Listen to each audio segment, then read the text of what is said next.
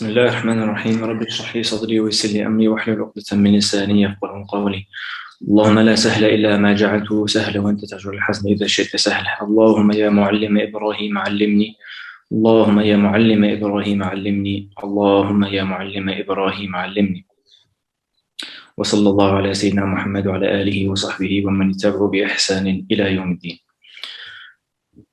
So my first comment of the day is that the host needs to get sacked. That's the feedback to the University of Manchester Isoc. You guys are slacking. على كل حال. So today we're going to be talking about time management and productivity, inshallah. Now, when we talk about time management, when we talk about productivity, I've realized there are two aspects of this. There's the how and there's the why. And most courses or talks pertain to the how. How can I do this? Give me some tips, give me some tricks, let me organize my day. Most of the attendees will be looking for the how, and we're going to get there too, inshallah. But especially as Muslims, but in any case, the why is really what is going to provide the longevity towards it. Because time and time again, we see and we experience ourselves, I'm sure you can agree, that we fix up for a short period of time and then it doesn't last long. A week later, a month later, we fall back into our old ways and we're looking for that extra spark, that injection, that motivation. And the reason is why, because the why is lacking. So if we talk about the why before we talk about the how, hopefully, inshallah, it can be more effective and long-lasting. And so when we talk about the why, we can split people into three categories of productivity, of efficiency. The first category of people are not productive at all. They wake up at different times every day. They don't do much during the day. And to be honest, I don't suspect anyone listening today is actually from that category, because you wouldn't be attending the talk if you were. You probably wouldn't even be in university. You wouldn't be part of the Isoc. You wouldn't be attending these lectures. You wouldn't be having a prestigious degree at a prestigious university. So inshallah, we don't need to worry too much about that. The second category are people who are productive for a reason. So in the context of being a student, if you've got an exam, you fix up, you study hard, you go to the library early, you really cut out procrastination and you study for that exam. If you're working, you wake up on time for work, you do well at work, you perform decently, and so on and so forth. The issue with type 2, the issue with this category of efficiency and productivity is that when the reason for which you became productive no longer exists, you will find a drastic decline in your productivity. So after your exam, how efficient are you? How productive are you? How is your lifestyle? How is your timetable? I mean, of course, in the context of an exam, you can give yourself some time off, but when you don't have an exam for the foreseeable future, or when there's no coursework deadline, how's your timetable? And the same person, when he's working, what about the weekend? What about when he has a day off? What's his timetable like? And this is the issue, right? And so if you were to ask yourself, or if you were curious and you're thinking, well, do I fit into category 2 or not? Well, ask yourself, when you have a lecture at 9 a.m. and when you have a lecture at 11 a.m., do you wake up at different times or do you wake up at the same time? If you wake up at different times according to when the first lecture of your day is, then that's a strong indication that you're in category 2, because you are now becoming productive for the lecture, or you're becoming efficient with your time for the lecture, right? And so that brings us on to category 3 of people who are productive for the sake of being productive, right? So irrespective of whether your lecture's at 9 or you're having a lecture at 11, or you don't have lectures that day, you're waking up at the same time because the purpose of sleep was to recuperate. So you know how many hours you need. It doesn't matter what you have that day, you're waking up at a set time because you're looking to increase productivity that day. So that efficiency is a mindset itself. It doesn't matter whether it's summer or winter, whether I've got a day off, whether it's weekend or weekday. I'm waking up at a certain time, I'm going to bed at a certain time, and I'm trying to accumulate as many hours in a day as I can. And that is the difference, right? And so we really need to cultivate this productivity as a lifestyle, as a mindset, not for any particular reason. And so I really think we need to up the standard and up the expectations of ourselves, because as a society, as time's going past, in the ball slip with regards to expectations and standards. We're quite happy with ourselves just to survive university or just about get through at work. But we really should be the front runners. We should really be the creme de la creme in society or of society when it comes to this. And one very effective way of doing this is not to compare yourself to anyone. Don't compare yourself to the masses. Don't compare yourself to most people, because, and this is going to sound condescending, it's going to sound harsh. It really doesn't matter how it sounds, because it's the truth. Most people are mediocre. The standard person in the street that you go past, most people are not productive. Most people are not efficient. So as soon as you start comparing yourself to the average standard or most people, you're going to become complacent. You're going to be happy with yourself. Because if you start waking up at 7 o'clock, or if you start waking up at 6 o'clock, and you think, okay, you know, this is tough. This is not that easy. Should I continue or should I not? Shaitan is whispering. And then you look to your person on the left and you think, hang on, this guy wakes up at 7. This guy wakes up at 7:30. They're both surviving. They're both passing. They're both, no one's shouting at them, and nobody views them as, any inefficient per se. Okay, 6:30. 6:30 is still good then, really. I'm still beating this guy and I'm still beating that guy. So can you see what happens when you start comparing yourself to the average person? You let the standards slip. And so obviously there's a fine line between being arrogant and, being cocky and complacency. We really need to expect of ourselves to be in the top 10% or the top 5% of society in every way. And that's the standard that we need to hold. So who do we compare ourselves to then? The idea is to compare yourself to two types of people. One is yourself. You compare yourself to yourself. Did you wake up earlier today than yesterday? Did you achieve more today than you did yesterday? Did you do better than last week or this time last year? And so on and so forth. So you're in a constant competition with yourself. And so that way, it necessarily entails that even if you're improving, once you slip, you got to keep yourself accountable. You think, hang on, last week was better than this week. I need to up my game. And secondly, you compare yourself to the people of the past. Because from the people of the past, we pick out those front runners. We pick out those people who were proven to be overachievers. Were proven to have tawfiq min Allah subhanahu wa ta'ala. And so we're picking out those people who have a track record and we're trying to emulate. And that's why reading biographies is a very good pastime, because we're constantly inspired by those people. And it's not limited to the Salaf. It's not limited to the first few generations.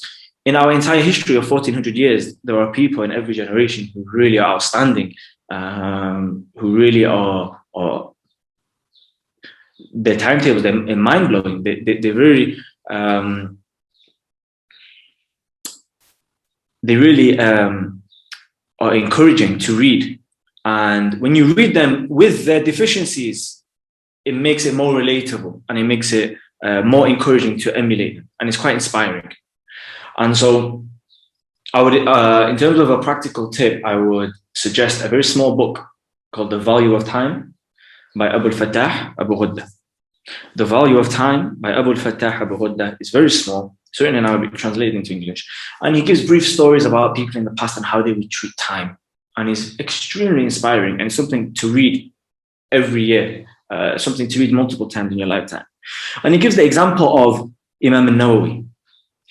So for those who are unaware, Imam Nawawi is one of the scholars of the past, one of the famous scholars of the past. Now, Imam Nawawi, he would be so busy. He went through a period of 2 years where he did not sleep lying down. His head did not touch a mattress. He would be in his chair, he would be writing and reading, and then eventually he would be exhausted and he would sleep.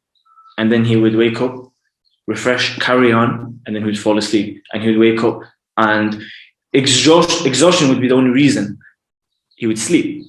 That was his lifestyle. He would work so much that he would forget to eat, to the point where his sister would come so worried about him and feed him while he was working, and he wouldn't even notice, to the extent where he would then ask, he would say, okay, is it time to eat? And she would say, I've fed you already today, you didn't realize. And he wouldn't even realize. He was so encapsulated in his own work. He was so immersed in his work. That was his lifestyle. To the extent that when he would go to prayer and he would come back, because of course, ibadah, it counts as work, right? He would go to prayer, of course, he would come back. And on the way back from the masjid, people would ask him, they would say to him, listen, stop for a moment, chat to us. You're always so busy. He said, okay, what question do you have? He thought maybe they're asking about fiqh, they're asking about something pertaining to deen. And they said, no, we're not asking anything, just sit and chat with us for a moment. Take a break. He said, okay. He pointed to the sky, he says, can you stop this? And of course, he was referring to the sun. Said, can you stop the sun? They said, no. They said, okay, then I can't chat to you. And he left. If you can't stop time, then I can't afford time to speak to you about worldly matters, about things that are not going to benefit. Now, of course, we might view this as extreme. But the reason why I always use this example is because Imam Nawawi died at the age of 44. And that's a very low age. That's a very young age to die. Even at that time, the rate of mortality was still way higher than 44. So you might think, well, his lack of sleep and his lack of food and his lack of socialization, and that contributed to his early death. And I would entirely agree, to be honest with you. But look at the tawfiq and the barakah in Imam Nawawi's life. The most widely printed book in the history of Islam after the Quran is Riyadh al-Salihin, a collection of ahadith written by Imam Nawawi. And the first hadith book that anyone ever studies is Arba'in al-Nawawi, a collection of 40 ahadith. And there is a hadith about, although it's slightly weak, but there is a hadith about collecting 40 ahadith, the virtues of collecting 40 ahadith. And so there are thousands of collections of 40 hadith, al-Arba'in. There are thousands of collections of different 40 hadiths. But the most famous one in the history of 1400 years of Islam is Al-Arba'in al-Nawawi. This person passed away hundreds of years ago, and yet he is being rewarded through Sadaqah Jariyah by his works being continuously studied. I don't think a day passes in the world, in the globe, where one of his books are not studied. Look at the barakah, right? And so you need to ask yourself, well, what's the point of living to 88 when no one's going to remember you after your death, after about 5 years, where people move on, when no one's studying what you've done afterwards, no one's remembering you, you have no Sadaqah Jariyah projects. Your deeds die with you, or at least your good deeds die with you at your death. Maybe, wallahu alam, wa'iyadu billah, your bad deeds don't. What was the point of living 88 years? I'd rather live 44 and follow the sunnah of the Prophet ﷺ and the sunnah of scholars like Imam Nawawi. And so when we read about people in the past like this, we really become inspired to say, look, this is the standard that I want to hold. This is the standard that I want to hold. So these are the two people that you compare. Compare yourself to yourself, being constant competition, no complacency, and compare yourselves to the people of the past who were tried and tested in terms of productivity and efficiency and barakah and tawfiq from Allah subhanahu wa ta'ala. So the sunnah is to be optimistic. The sunnah is to be proactive. Never say, oh, the ummah is like this. No, the Prophet ﷺ said, the one who says the ummah is in such state, he's the worst of them. Because this pessimism, this negativity, wallowing in self-pity and despair, and to say, oh, this has been a tough year for this reason. Okay, it might be right. We have excuses. And especially in this year with the calamities and the tests that we faced, it's very understandable. And so this is not like virtue signaling where to say you need to fix up. No, it is understandable, but to be positive, to be optimistic, to be proactive, to continue, to work, to do rather than say, less complaining, more action, more doing. Yeah. This type of mentality where you're comparing yourself to yourself and not being pleased with people's praise, and people say, oh, you're a productive guy, mashallah, you've done this and you've done that. In one ear, out the other. People's praise and people's criticism are equal in your eyes. You're really a person, a man or a woman on a mission that I need to achieve these things. It doesn't have to be a ilm. You don't have to be an alim or alima. It could be anything that you want to excel at. But the idea is, I'm a person on a mission. Everything else is noise. To have that mentality to say that I'm not really satisfied with where I'm at. I'll never be satisfied. So when you start comparing yourself to people around you, when you start listening to people's praise, when you start thinking too much about what you've already achieved, when you start resting on your laurels, you become satisfied. So the idea is never be satisfied. You always need to achieve more and more and more. This is the why. This is the mentality that we need to adopt. So this is the why. And lastly, on that point, I'm talking to the creme de la creme, whether you like it or not. You're a Muslim who is conscious enough of their religion to be engaged with Islamic society, intelligent enough to be enrolled in one of the most prestigious universities in the world, eager, dedicated, and keen enough to attend these voluntary lectures outside of your syllabus. Okay, we're already in the top 0.1% of people. This is not to become arrogant. This is not to become happy with yourselves. It's not arrogant when you see it as a responsibility. You can acknowledge within yourself, yeah, I'm at a certain status, whether it's intelligence or talent or dedication or knowledge. If you stop there, that's arrogance. But if you continue and say, therefore, this is a gift from Allah subhanahu wa ta'ala, this is a responsibility given by Allah subhanahu wa ta'ala, therefore, if I waste time, I'm more sinful than someone else. If I sin, if I waste time, if I underachieve, it's more of a problem in the eyes of Allah subhanahu wa ta'ala than with someone else. Now this is responsibility. Now this is scary. This is a scary thing. When Allah subhanahu wa ta'ala asks us about our wealth and our virtues, He's going to ask us about our talents and our ability and our knowledge. And so if you waste an hour, it's worse than someone else who is not of this mentality wasting an hour. So it's a double-edged sword. On the one hand, you have a greater ability to really achieve things in life, and on the second hand, we're going to be punished, we're going to be held accountable if we waste that. And what we're going to do when Allah takes away this from us, what we're going to do when Allah takes away this talent, this ability, this dedication, this knowledge, this striving in His sake, what about when He takes it away from us by way of punishment? So we seek refuge in Allah subhanahu wa ta'ala from that, and we ask Allah for sincerity. As for the how to organize our day. So the main tactic that I use and that I encourage people to do is compartmentalization. Segment, which means to segment, to split up. Because time is not equal. 1 hour at 9 a.m. is not the same as 1 hour at 9 p.m. No result, half an hour at 3 a.m. is the same as half an hour at 3 p.m. Time is not equal. At certain times of the day, you're going to be way more efficient and you're going to have way more energy than other times. Now, I'll caveat by saying that everyone's different. Some people are night owls, some people are early birds. But let me just say that the vast majority of people who think that they're night owls are not night owls.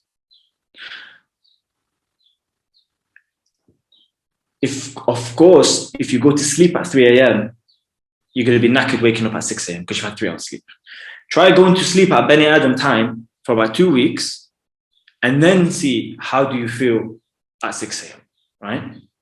Because the asl, the origin, is what the brother before me mentioned, بُورِكَ الْأُمَّةِ فِي بُكُورِهَا. The Prophet ﷺ, he says that the barakah of the morning, of the ummah is in his early mornings. So Abdullah ibn Umar, he used to smack his children who used to sleep after Fajr and say, do you know that the rizq of Allah is given out at this time? This is where the phrase early bird catches the worm is true, because the barakah of the ummah is at this time. So the asl really is that the barakah comes in the early morning. And if you go to sleep early, you wake up early, and this is the healthiest of lifestyles. And even the circadian rhythms are correlate to this scientifically, genetically, the sun and the moon and the tides and everything. It really, our bodies have been created, and we wake up in the morning not because of the time. We wake up in the morning because of the temperature, because the temperature rises and our body recognizes that. And so whether it's biologically, Islamically, waking up early, going to sleep early, this is the most efficient, the healthiest timetable to have. You get these anomalies where people really open up and become creative and become hardworking at night. If that's the case, that's not actually a problem. Just extrapolate what I'm saying and adapt it to your own timetable. But as for the vast majority, we're going to say early morning, early night. And so, for example, if you use my timetable, I segment my timetable into tiers. So tier 1 is Fajr to Dhuhr. Maybe in England, the Salah times are more erratic. So we can say something like 6 a.m. to 12 p.m. or 5 a.m. to 11 or even 7 to 1, something like that. This period of time, that's my tier 1 time. This is where the most intensive tasks I'm going to do at this time. Now listen to this. This is the point that I'm making. That, for example, memorizing Quran or revising for exams or memorizing notes or doing something that really requires 100% of my focus and energy, I do at this time. I can't do that at 4 p.m. So if I was to do something that wasn't as intensive at 9 a.m., I'm necessarily wasting time. Can you see? Because you might think that, okay, I'm attending a meeting, I'm answering emails, I'm doing this important thing at 9 a.m. I can't be wasting time. This is an important thing. Like, I'm doing well here. But actually, you could have done that at 3 p.m. Of course, the caveat here is that if something is time intensive, that meaning the deadline is now, then you have to do it. That's an exception. But notwithstanding this exception, if the deadline is not immediate, then this important email or this important meeting or this important revision session, this could have been done at 3 p.m. So if you did it at 9 a.m., you're necessarily wasting time, because that the other act, the other task that you needed to do at 9 a.m., you're trying to do it at 3 p.m., you can't. So just like Shaitan, he has a hierarchy in distractions. So going on a tangent for a second, Shaitan will try and make you do kufr. He'll try and make you disbelieve. And if that seems a bit too unrealistic or far-fetched, maybe your iman is strong, you're not going to disbelieve, at least not in that moment. He gives that up and he says, okay, let me try and make him do bid'ah. Let me try and let him innovate in the religion. If he can't make you do that, he'll say, let me make him do a major sin. If you're a practicing Muslim, he can't make you do a major sin, he'll try and whisper you and convince you to do a minor sin. If he can't convince you to do a minor sin, he's going to convince you to do something permissible, halal, something mubah. Why? At the expense of something rewardable. And listen to this. If he can't convince you to do something neutral, mubah, halal, he will convince you to do a good deed.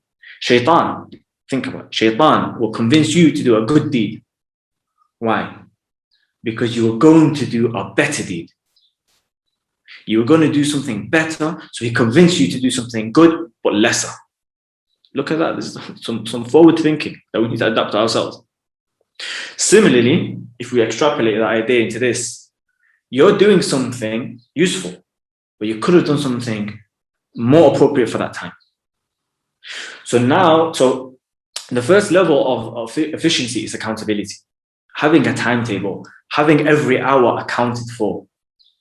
Even if you're chilling, by the way, so you have from every waking moment, from the moment you wake up to the moment you go to sleep, you need it to be accounted for. That doesn't mean you're not resting the whole day. What it means is, even if you're chilling for 2 hours, you know you're chilling. Even if you're watching a movie, you know you're watching a movie. You're holding yourself accountable. I'm watching a movie for this 2.5 hours. I know that I am. But when you don't have a timetable, when you're not accounting for this time, 3-4 hours can pass and you don't even realize that you're wasting time. So the first level is accountability, having the whole day account. The second level above that is now segmentation, compartmentalization. You're delegating time, you're dedicating certain acts to certain times. And now we're reaching a high level of efficiency. So for me, tier 1 is that period of time. If I'm reading a complicated text, attending classes, I'm doing things at this time. Tier 2 is like recuperation time. I'll have a nap, I'll eat, and we don't have time today to talk about that, but I'm a nap connoisseur, a strong advocate of having naps. 30-minute power naps is more useful than 2 or 3 hours extra sleep at night. So I'd really get into that habit. And that's another conversation, to be honest, talking about how to officially nap. Just very quickly, we can say blackout, to get eye masks to reduce light, reduce noise. Think about your caffeine intake, and when you're having a caffeine intake, eating. If your belly is active, then you can't sleep soundly. And think about the quality of your sleep. So even if you're having a number of hours, you need to think about the quality of your sleep. Al-Muhim, during this time, I'll wind it down. I'll nap. I'll eat. I'll rest for an hour or two. Then we have, like, maybe you can say, like, from Asr till Maghrib, or from, say, 2 p.m. to 5 or 6 p.m. Now it's tier 3. Now I'm doing useful, important tasks that are not as intensive or demanding. Now I'm attending meetings. Now I'm having phone calls, emails, revision, recapping what I did in the morning, if we're talking about classes, writing out notes, organizing my time, organizing my year, like downloading things, downloading past papers and highlighting, these important things. That's happening in tier 3.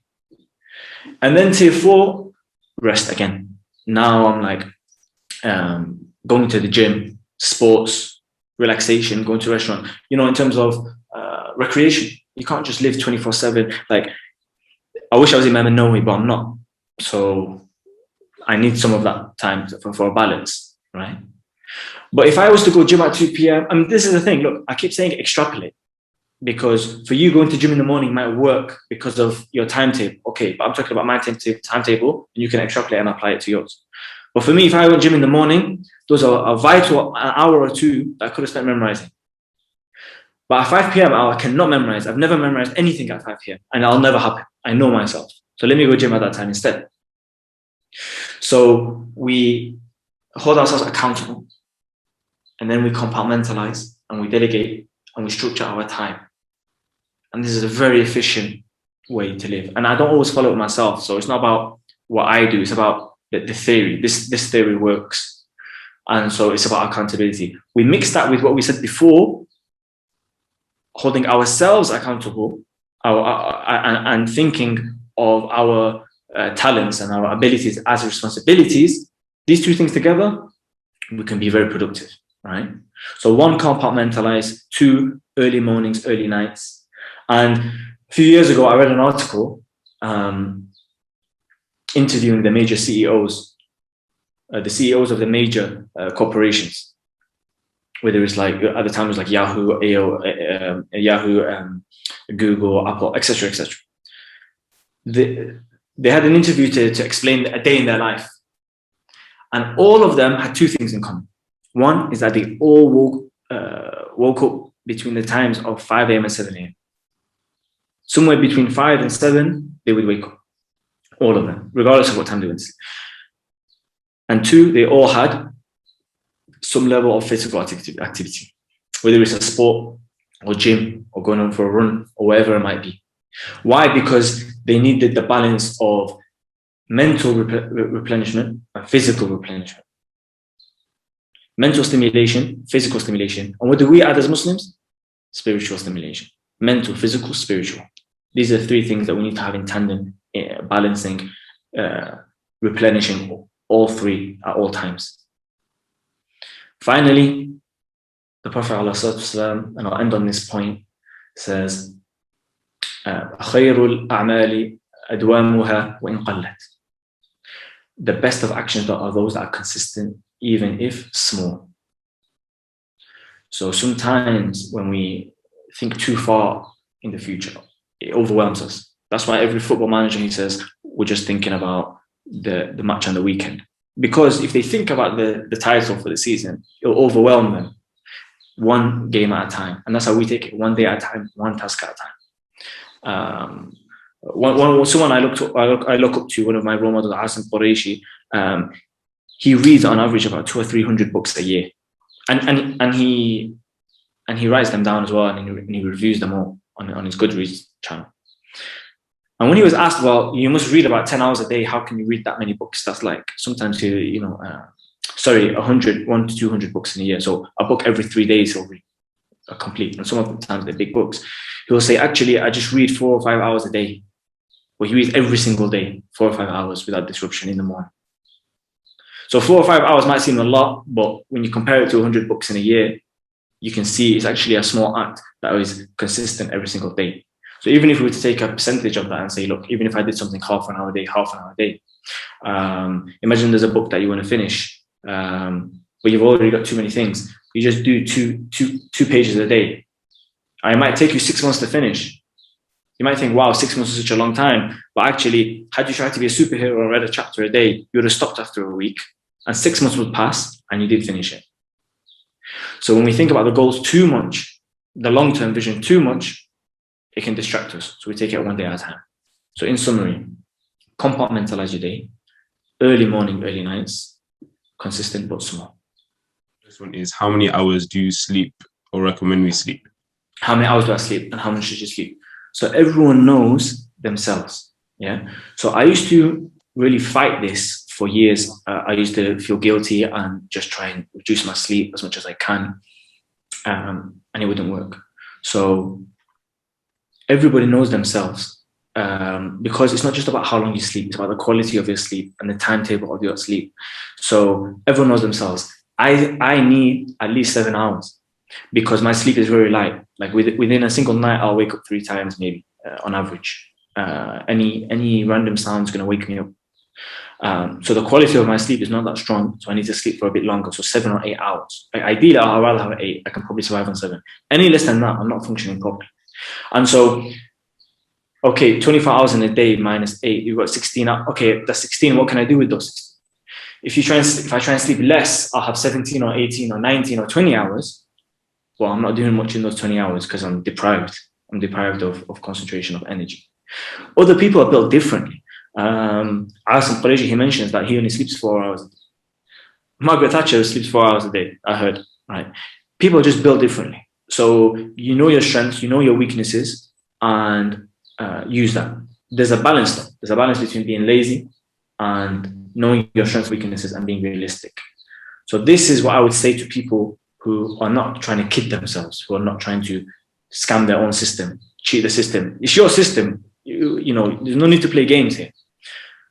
For those who are lazy, then that's a different piece of advice. You say to them, look, fix up, wake up earlier and do that. But if you know yourself, you know how much sleep you need, and you're all adults here, so I'm not going to baby you. You know how much sleep you need, the tipping point between I need to sleep to be energized and now I'm sleeping for fun because it's really nice, right? You know the balance. So trust yourself.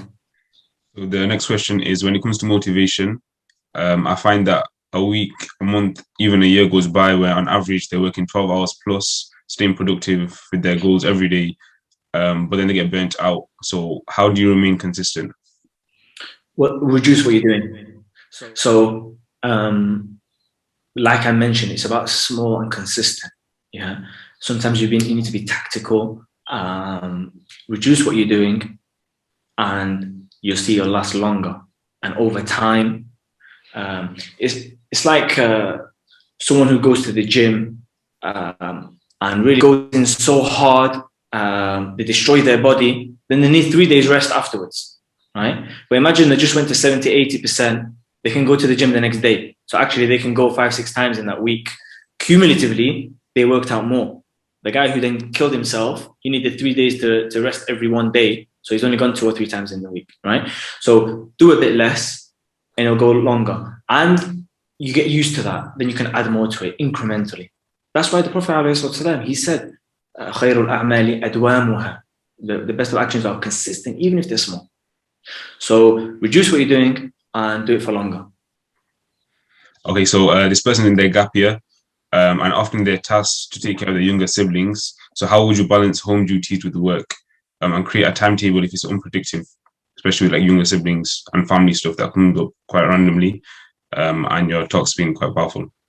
Yeah, so look, everyone's going to be judged based on their life tests and their requirements. So you can't knock yourself too much when someone else is, got a trust fund from his dad, doesn't have any younger siblings to care of, doesn't have anything, just got the whole day and says, yeah, I did 10 hours of work today. Okay, cool, but I had to do so many other things. So you can take that into consideration. Just do your best around that. So even with me, for example, I compartmentalize, but then the nature of my business is react right then. So even right now, I'm talking to you. My personal phone's here, but then my work phone's here. I've got my eye on it. I'll know if there's a message. And so if I get an order at 9 a.m., I'm going to have to deal with that. So that goes against my philosophy, but that's my job. What am I going to do? I'd rather have this job than another one. The pros outweighs the cons. But what I explained was the almost utopian, like the model. Take that and extrapolate and add it to your timetable and fit it around it as much as you can do alongside the nature of your lifestyle. And so like we keep saying, there's a balance. On the one hand, don't be hard on yourself. Just take what you can from take the principles and apply it. On the other hand, don't use it as an excuse. Oh, I've got a younger sibling, therefore I can't memorize Quran. No, that's why when we read the lives of the people of the past, we saw that their lives were not hunky-dory. Like they weren't like jobless, wifeless. Like no, they had responsibilities too, and they worked around it. So you can take inspiration and you can take techniques from that too. You can utilize times. Like okay, you've got younger siblings, right? Just ask a mother. Ask a mother when she needs to do something. What does she do? When the kids are asleep. When the kids are asleep, that's when they're productive, right? Ask any mother in the world. So when your younger siblings, when they're in school, when they wake up earlier than that, work around it. Where there's a will, there's a way. One thing I've learned in life is that when you purify your intention properly, Allah subhanahu wa ta'ala is going to create ways. So if you're serious and you're sincere, doesn't matter. Don't begrudge don't resent your younger siblings for that. You get barakah from them. Okay? So use those responsibilities and keep sincere. Allah subhanahu wa ta'ala is going to find a way for you. So the next question. So this person really enjoys having a routine that relates to their sleep. But Fajr changes throughout the year from 3 a.m. to 7 a.m. So how do you balance the days when so you can pray Fajr, especially when it's changing like throughout the year? Like how do you keep that timetable consistent? I'm not gonna lie. In the UK, because this mainly applies to the West. In the UK, the summer is much harder than winter. Absolutely. I'm always more productive in the winter than I am in the summer. So that goes without saying. And I think this is not confirmed, but when I think about it, I really think that's why Allah subhanahu wa ta'ala keeps the times of the days changing, because He doesn't want us to be slaves to our routine. So imagine when Ramadan enters, eating is haram. When Ramadan finishes, fasting is haram. So there's Allah telling you, you're not worshipping Ramadan. You're not worshipping the fast. You're worshipping me. Obey me, right? Dhuhr is at its time, Asr is at its time. When you do Hajj, you don't pray at Dhuhr, you pray at Asr time. Allah is telling you, look, it's not about the timing, it's about me. It's about Allah subhanahu wa ta'ala, you obey me. So that's why I think that Allah subhanahu wa ta'ala keeps changing the times. So you're not just becoming, you don't get used to it, basically. So that's part of the lifelong struggle. Just like I'm repeating myself here, but you just got to adapt. You just got to adapt it. Okay, you wake up after Fajr in winter. When Fajr is at 3 o'clock, you can't do that, right? So go to sleep after Fajr and set up another alarm. You have to sleep earlier. You just have to tweak it as much as you can. So the next question is, this person has a good schedule and can be productive, but they're worried or stressed about something in life, it messes up their schedule. So how do you stay consistent and productive despite the stress and worries that demotivate you? Yeah, that's definitely true, because subhanAllah, the mental and the physical is so interlinked. And I find it with myself too when I'm stressed, I'm tired. So one is don't neglect the spiritual. Find solace in the spiritual. Use ibadah and dhikr and reading Islamic texts. Use that as an escape from your stresses, not a source of the stress itself, right? So don't abandon the spiritual, because let's say what happens is exam season's coming up, deadlines looming, coursework is coming up, I'm getting stressed. Let me cut down on the spiritual side to make up for it. A very short-sighted plan, because that's your fuel. Ibn Taymiyyah, rahimahullah, used to say, well, he used to do dhikr from Fajr to sunrise and sometimes till Dhuhr, till midday. And he used to say, this is my breakfast. If I don't have this, I can't function for the rest of the day properly. That's his breakfast, right? So don't be counterproductive, abandoning the spiritual for the physical and the mental. So that's one. And two, to be honest, one, that's the main thing. Once you do that, that's going to solve the majority of the problem. And two, like I mentioned previously, keep that balance and keep optimistic at all times. Like, this is independent of productivity, but this now conversation is going towards your relationship with Allah subhanahu wa ta'ala. Have husn al-dhan of Allah, like good assumptions of Allah. It's not just husn al-dhan of people, it's husn al-dhan of Allah. So whenever things are happening that are bogging you down, you know, you never have the mentality of why, or I can't handle this, or this is that. Don't you find that whenever we have the test, afterwards, when we see the blessing and we're out and there's light at the end of the tunnel, we look back and think, oh, it was all a test of Allah. Okay, but have that mentality when you're in the test. So when everything is down on you, just lift your head up, kun mutafa'il, and be optimistic and say, no, Allah is testing me right now. I don't understand the test right now, but one day I'm going to understand it. Allah is testing me. And that positive energy, as others would say, but that husn al-dhan of Allah, that optimism, that really resonates with your own self. It resonates with your body, it resonates with your mind. And so having that positivity, having that husn al-dhan of Allah, that will in turn decrease your stress levels and so on.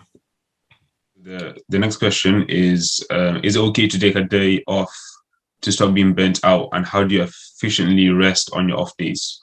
Yeah, so we need this balance, because I don't believe in weekends, especially for young people, especially for people that don't have kids. Taking 2 days off every 5 days, come on, what's that? Like, you know, like 20-30% of your life is day off. That's not necessary, man. So once you kind of realize that, you know what, I don't need to take off that much time every week, then you suddenly find so many more hours in your life and you become way more productive. At the same time, you never rest, you're gonna burn out. So I don't want to give a number to it, because everyone's different. I don't like it when people feel bad about themselves because they can't achieve as much as others. The bodies are different. People have illnesses. People have different capabilities. Even like I said, I have a different sleep capability to others. As a rule of thumb, I'll say maybe like 1 day off every 2 weeks, something like that.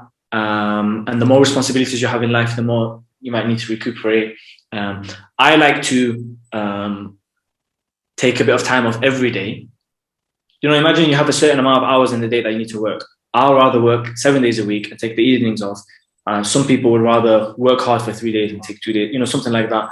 But I think, you know, every couple of weeks you take a day off, something like that. And how you take a day off, that's up to you, man. Like, you know, for me, I'll just go out with the missus, do something. Like, it doesn't matter. Like, I play football or go to the gym like most evenings or something like that.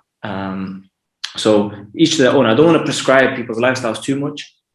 Take the principles of what I'm saying and apply it.